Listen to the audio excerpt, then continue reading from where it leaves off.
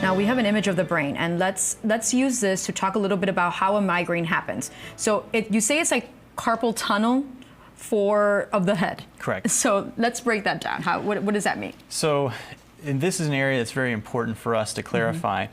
Migraines are the ones that we can treat as surgeons are triggered by nerves that are in the face and in the skull. And it's typically these nerves that are coming out right around the eyes. Okay. These nerves that come right around the temple. So this is why we're feeling them right behind the Correct. eye and in the temples. Okay. And then there's one set that's not well shown here, but that comes out at the base of the skull. Okay. And these are all nerves that are part of your sensation cranial nerves from the brain. So they're a little bit different than, say, some of the nerves that go to the arms and the legs. And what that difference is that when these get irritated, they trigger pain and they cause the headaches in the brain.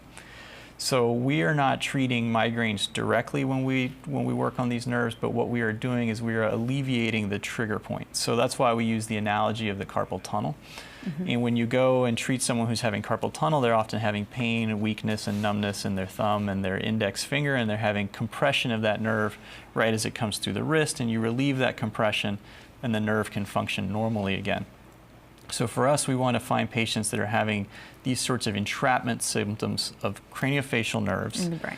And we can go and free those nerves up to relieve the pain and the pressure. And what that happens is that nerve now functions normally and sends less of these abnormal signals, which then cause the migraine back in the brain.